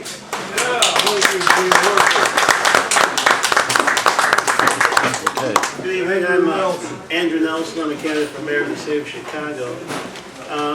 You know, I have a great vision for Chicago. Harold Washington loved Chicago. What motivates me as much as nothing is done apart from motive is my love for children, particularly black children in Chicago. That's what really motivates me more than anything else to presume to say that I'm a candidate for mayor of Chicago. You know, it's my understanding that vision is the most important ingredient of leadership. In order to fully appreciate what Andrew Clarence Merrill Nelson is trying to do, one has to get a proper sense as to what my overall vision is, which is comparable to that of Shoghi Effendi's vision for a future federated world Commonwealth. You know, on my business card, I indicate that I'm an independent vice presidential candidate, Huntsman Nelson, in 2016, as in former Utah Governor John Huntsman, who ran for president in 2012 as a Republican, probably the most qualified Republican running last time. I'm arguably better suited for the vice presidency in 2016 than Sarah Palin was in 2008. Imagine an incumbent Chicago mayor being chosen by a third-party candidate for vice president of the United States. Americans Elect is that third party, by the way. Among their chairpersons are former FBI CIA Director Judge William Webster, name might sound familiar, might ring a faint bell.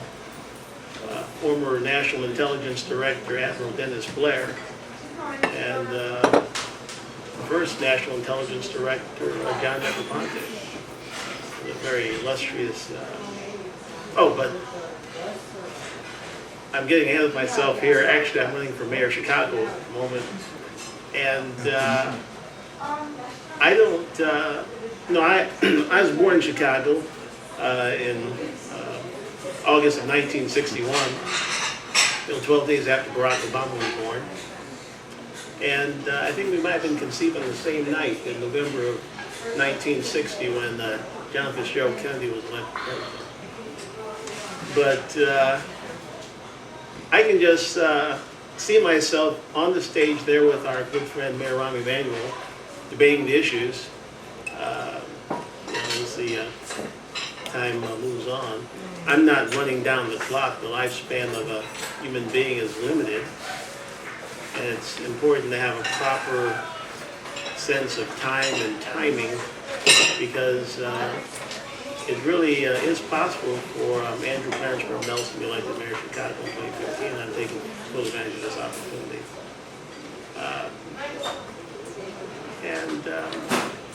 I think you can sense that I am mayoral material just on the basis of what I'm saying and maybe how I'm saying it in terms of the tone of my voice.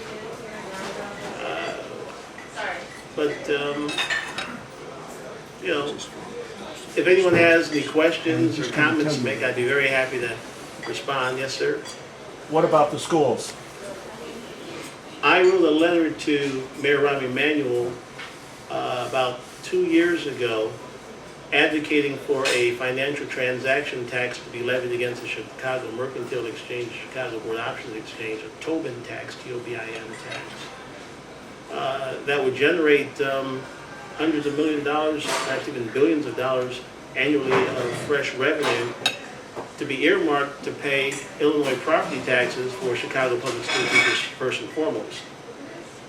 That way, the state gets its money back and people save some out-of-pocket money by having their property taxes paid. As for pension reform here in Illinois, since I did announce that I'm also a candidate for Illinois Lieutenant Governor in 2014,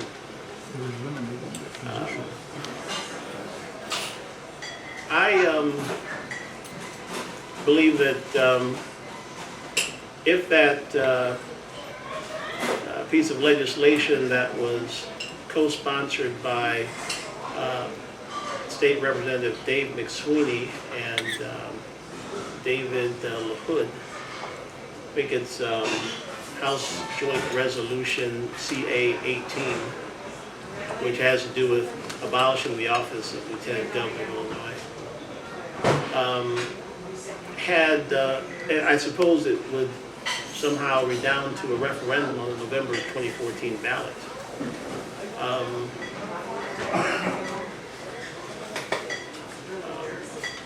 That I would serve as Lieutenant Governor with no salary and get a modest stipend not to exceed 110% of the aggregate amount of property taxes for my own house in Chicago. And that would constitute my salary and my pension. That should be applied to members of the Illinois General Assembly, beginning with Michael Madigan, by the way, who doesn't need the money.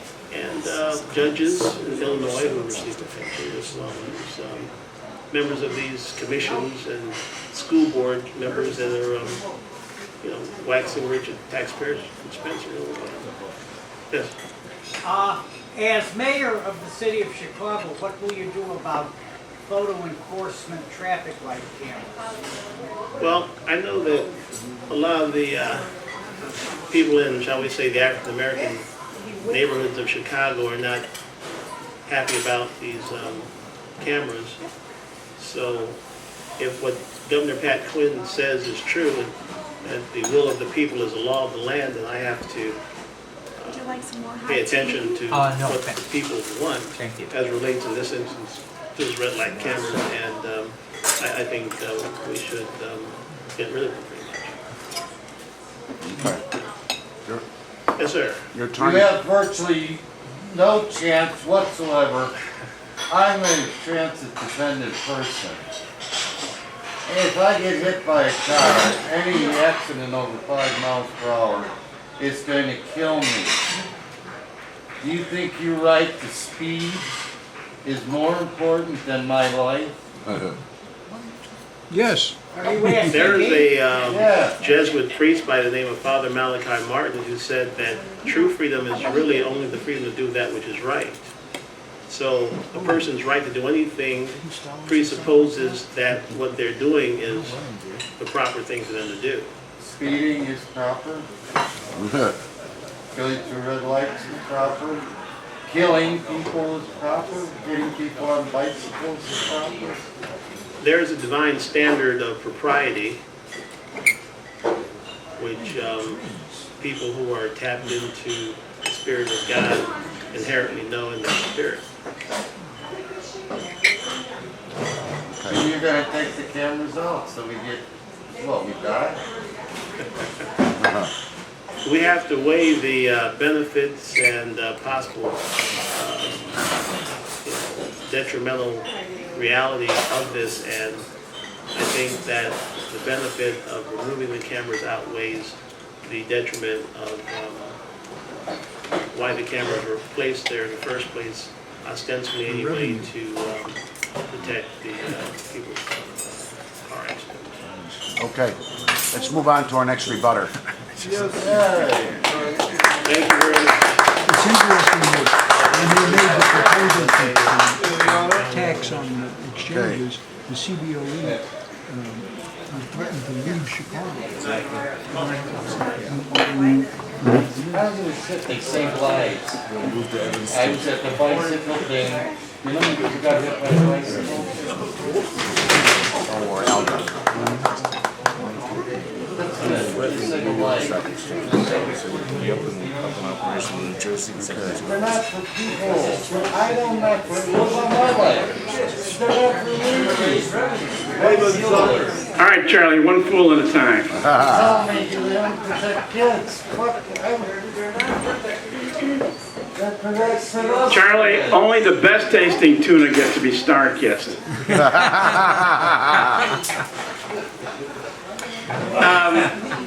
Several points were made. First of all, Woodstock was in the summer of 1969. You're right. The year that the moon landing took place. You're right.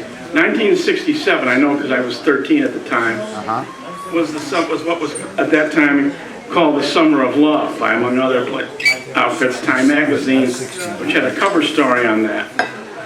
That was also the year of Haight-Ashbury when that peaked in San Francisco. It was suggested that the Reagan Revolution somehow was better than what was going on in Cuba or in South America and Central America. No, I consider that to be just as bad as what Fidel Castro was doing, both from different standpoints, just as bad. We did have people who could outspeak Adolf Hitler, Franklin Roosevelt for one, and Winston Churchill for another. Finally, with regard to the candidate for mayor who was standing up here a few minutes ago, now he spoke very interestingly, but number one, it seemed to me that he spoke an awful lot of platitudes, and number two, he's running for mayor, he's running for lieutenant governor, and he's running for vice president of the United States. And I couldn't decide which of the three is he running for, or is he running instead for president of Lower Slobovia? Thank you.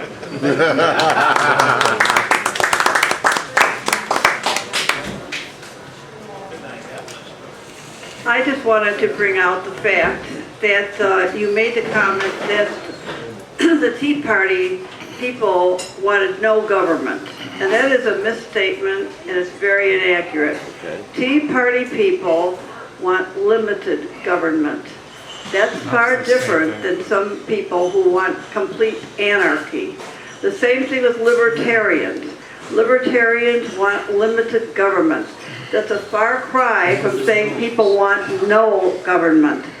Then prior to that, you made the comment that the flower children and the generation during the Cultural Revolution, you made the connection and implied that they were responsible for putting man on the moon.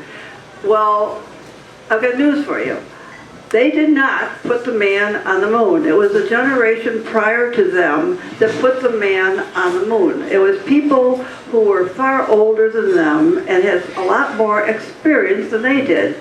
But you just summarily glossed over and made the implication that they were responsible for the big scientific feat. There were other inaccuracies that you made, but overall, I thought it was a great presentation. So did I. And as a person who's happy to hear that somebody can give all economic systems the benefits of investigation, I was very pleased to see that. I thought your presentation was good. I think the material was good. I think that unfortunately the microphone wasn't loud enough, so those of us in the back could not hear it. But I also would say that you make a lot of comments in which you do not define your terms. And if you do, I agree with.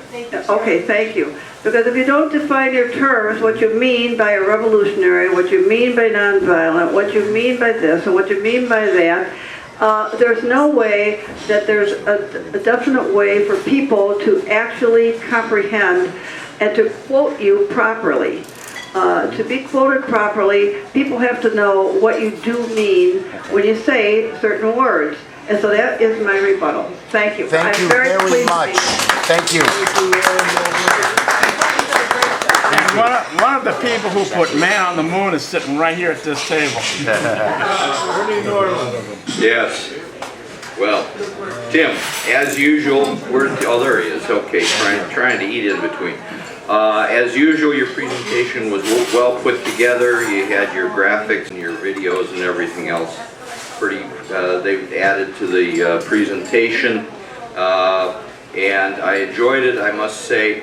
However, I feel a little bit guilty about coming up here, you know, like maybe I'm shooting Santa Claus or something, fighting against the people who want to change the world through peaceful means. Maybe like I'm shooting the flower children the way they did with shotguns in the movie Joe. But I think I don't mean to be the bearer of bad news, but we must bring a modicum of reality to this discussion. And in point of fact, the major changes in history took place with a major element and component of violence. Usually a certain one or more charismatic leaders who set forth the philosophy, but violence to implement it. The American Revolution, the French Revolution, the Russian Revolution, the American Civil War, etc., etc. Yes, there have been some peaceful revolutions, or largely peaceful revolutions, such as the fall of the Soviet Union. That wasn't even that peaceful. There was some blood there too. But generally speaking, people who have power, people who have resources, will not give it up willingly. And sometimes you can make them give it up through convincing, through elections, etc. But in many cases, the power has to be taken with some blood. On a specific point, air traffic controllers, getting that thing changed. Well, now why did that happen? What group of people do we know, other than professional athletes during the season perhaps, that fly more than our congressmen? Every Thursday they run out to Washington National Airport and they head back home.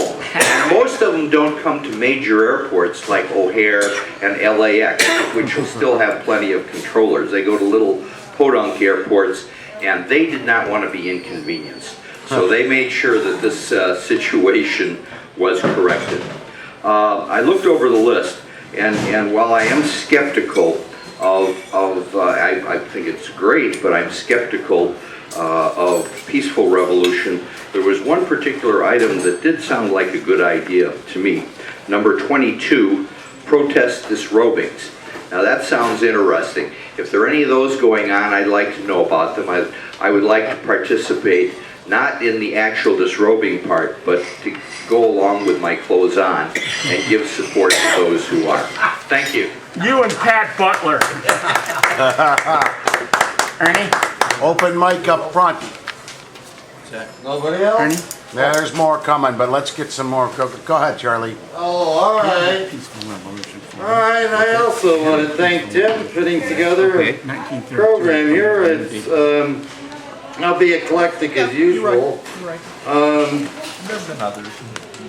We have, which was formed actually at the college here, the Chicago chapter of the War Resisters League.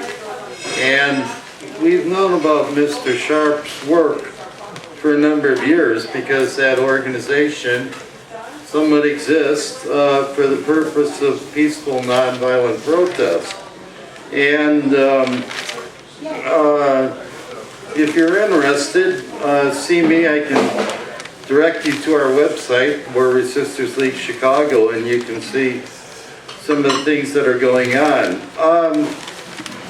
Just to note that among his list, though, there's one here about petitions. And I know these are somewhat popular today on the internet, sign a petition, and I do it myself all the time. However, as a union organizer, I do not allow petitions. They're a sign of weakness. And I realize it gives an activity for the members of an organization to do. I also question their effectiveness. I've seen some petitions, such as involved in public transit, which are enormous, and we have not seen them generate any effectiveness. I really don't allow, at least as a union official, I don't allow petitions. We come on equal terms and negotiate. And I think that's what most groups are trying to achieve, but I realize it is a process, and it gives people, it's good to energize the members of an organization. The other one in here, Frank's not here tonight, but I really am curious about religious processions bringing about social change. Organized religion has not been at the forefront of any social change ever. Civil rights. No, Yes, I'm sorry, what about Martin not. Luther They are King? not. They're very conservative organizations. They're not. You're not going to find that in there. And I know all about 8th Day Center and things like that. I'm sorry. Religions have been a little bit behind in that regard. Certain of the events, yeah, you try to create a media event to get attention. I must say, you know, I really appreciate ones that are creative. The disrobings, by the way, that's PETA does those things. They're kind of noted for doing the disrobing kind of things. But I got to pick on our speaker tonight. Good. He's an advocate of free market capitalism. But the thing that's happened here is that you end up with something called multinational corporations, which are the equal of governments and operate with the protection of governments and which operate with the authority of governments. They control third world countries and operate with impunity. I read some things, some people in Nicaragua were going against clothing manufacturers there, who are suppliers of Walmart. They have a difficult, if not impossible, task, regardless of whatever the 198 here, because if they do anything, these corporations control the government there. These people were summarily arrested. They even hired, the company hired, in this instance, 300 individuals to beat them up. There were 30 of them. They really know how to stop protests if they feel like it. When you have an entity that's equal to the power of government, it's difficult to say that you're going to be able to come up with a social movement that's going to equal it or somehow affect it. It's easy to say boycott or something of this nature. The fellow was here, we were a few years ago involved in an organization that was looking at specifically the boycott. Mike Brennan and I were involved in it. They were looking at using boycott. However, how do you boycott something like British Petroleum or Monsanto? They just don't make consumer products. Or perhaps they do. It's like a secondary market or things like that. Those boycotts are difficult, if anything, to impose. I don't think you can have both. How you counter that, I don't really know in my own mind. I do know that they are the model that's becoming more and more the consolidation of capitalism. And yeah, this is what we're left with doing. It is pointless probably to talk to elected officials because, quite frankly, what good does it do to me to come in as a representative of citizens organization and talk to an elected official when the corporate representative, I still remember this, my friend was kidding me one time. The guy, we were waiting to meet a congressman, and the guy came out of his office and he said, you know, that guy just gave him $100,000. And he was being facetious, but yes, that's the reality that you're up against. You know, he's going to listen to me? What, I'm at the people united for what? You know, I mean, he may be pleasant and so forth, but, you know, that's the realities of the situation here. I guess the purpose is, it's best though, the real decision is to try to do something versus doing nothing at all. And that's what it boils down to. Now, if you do nothing at all, I guess you accept your condition and station in life, and you got no reason to say complain then, unless you do anything. I go to an awful lot of protests downtown. I always go to them and see where their heads and their hearts are, and things like this. And it's really cool. Some get very big crowds, and some maybe only a handful. I saw one the other day, only about 6 or 8 people, but I seem to think that, who knows, someday they may end up with thousands in their beginning. We've hosted many organizations here at the college that were their very first activity and was coming making a presentation, and I kind of like inviting groups like that.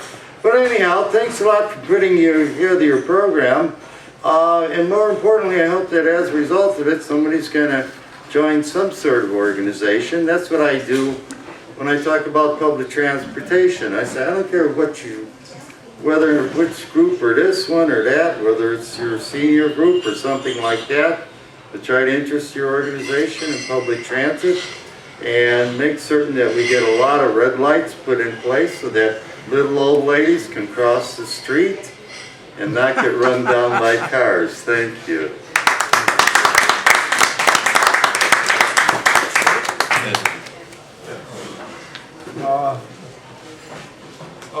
Thank you.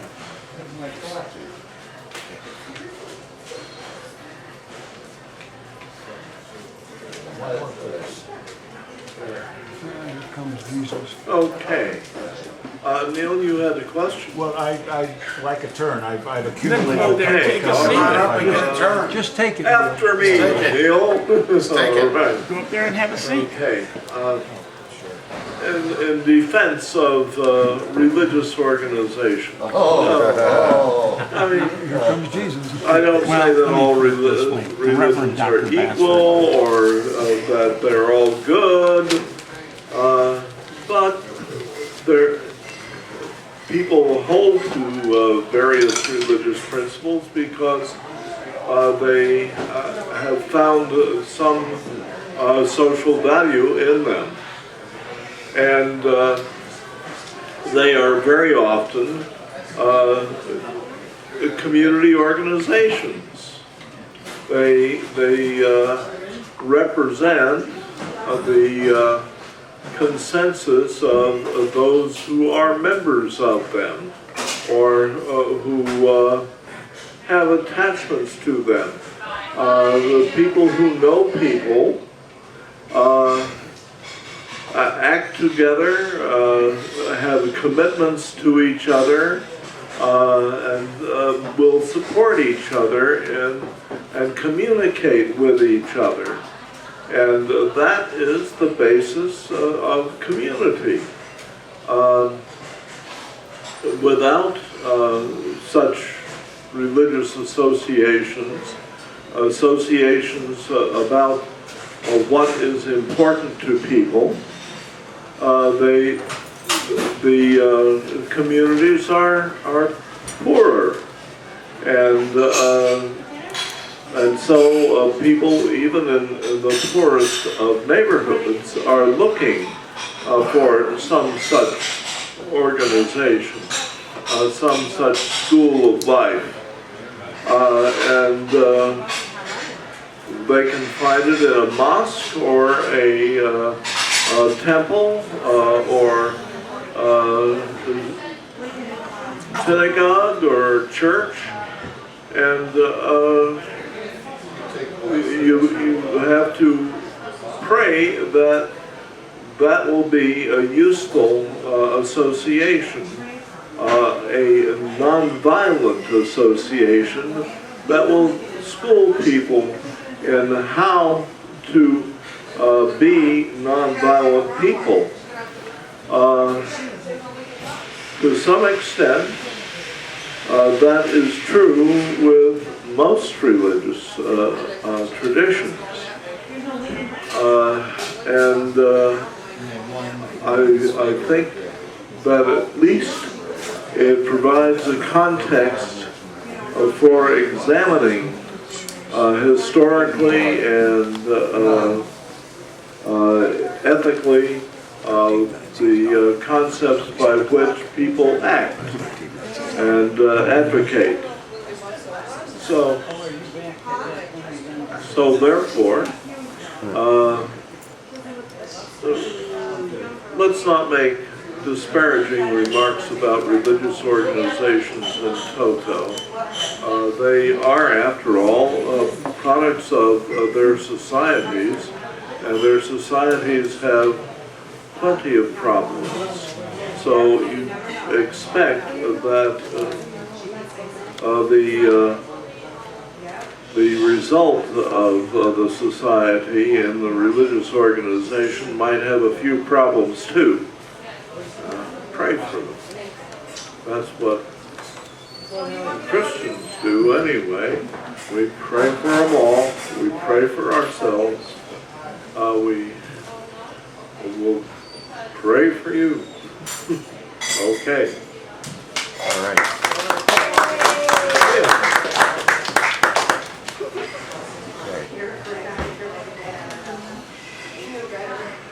I accumulated a couple of additions, corrections, points of information, and counter comments.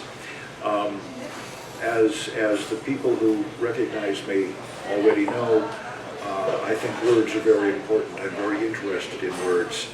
And one of the things I watch out for is when one word is used with a variety of different meanings, because that confuses more than it communicates. One of my favorites in that category is the word Christian. When someone says, I am a Christian, you do not know any, you have no ability to predict or rely on their future behavior based on that information. It doesn't actually tell you what they're going to act like.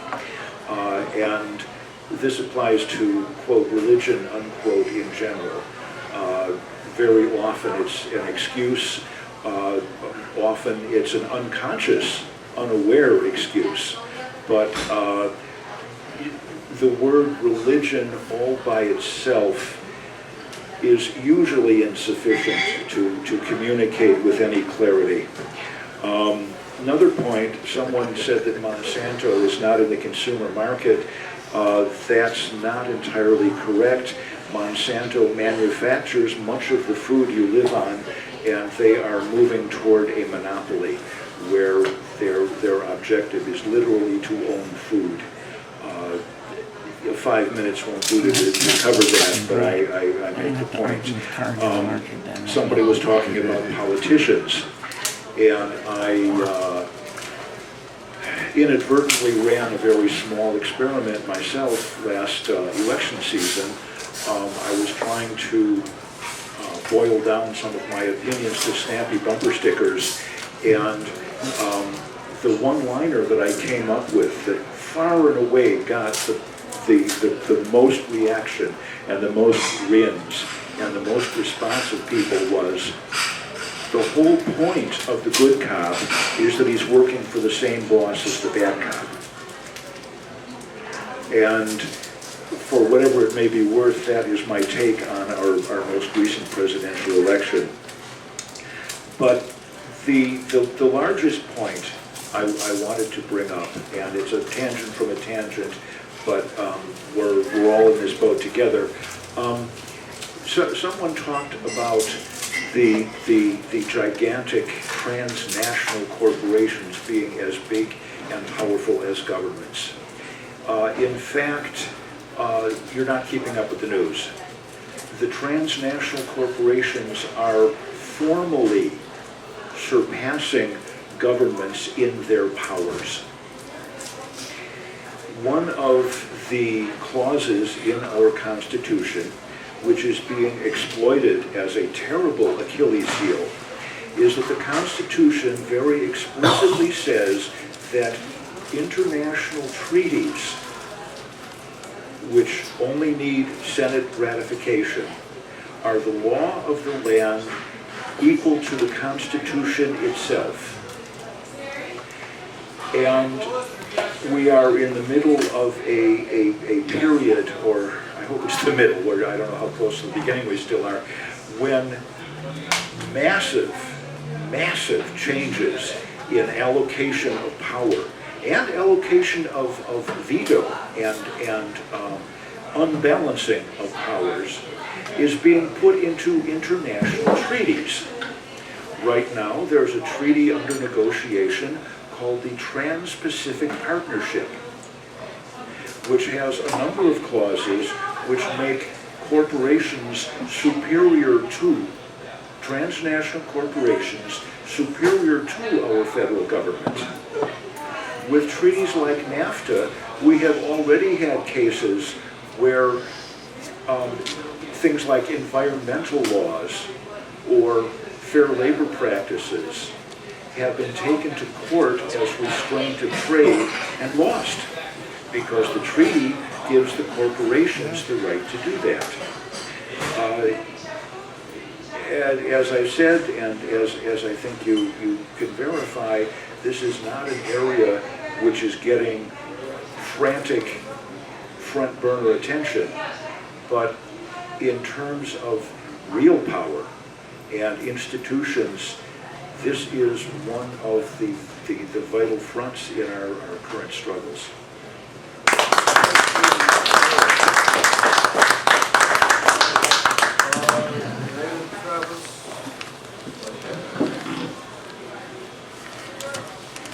Well, I've got the answer to all your problems. That'll be the day. This will solve everything. Make you king. One fool at a time, fool. All you need is some ism, and that'll take care of everything. Charlie here has got cases and cases with jars of communism. Tim and I have capitalism, but you know, there's Maoism, there's Stalinism, that didn't go over too well. Leninism, that also didn't go over too well, but there's Catholicism and Judaism, and there's all kinds of isms. All you need, and soon it's going to be on your grocer's shelves.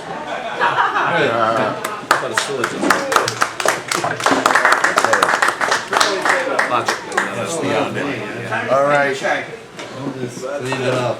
I guess I'll, Which is the training space. I think there's really only one way that I can really purely demonstrate the power of the community. If I could get our waitresses to come out for a minute or two.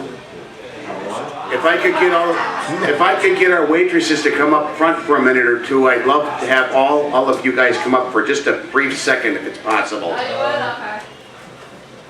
Waitresses, they want us in front. All of us.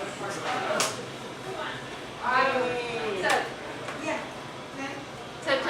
You see, communities can do a lot more than protest. Communities can do a lot more than just, you know, complain. Communities can also appreciate. I think these lovely young ladies up here have done us some great service over the last few years. Let's give them all a round of applause.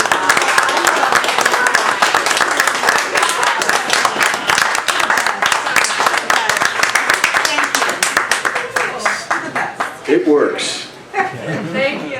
Thank you very much for a good night tonight. Is it over? Yeah. Tim, and can I tell everybody, including yourself, it is a pleasure waiting on everybody. I love you guys like family. I've been here a very long time. I've been taking care of most of you for many years. And you're all great. You're right. You're all great. The 5 and 6 people that are here right now. Thank you, Tim. I appreciate it. That's really sweet. It's nice to be acknowledged. Thank you. You guys over there. Yes, sir. All right.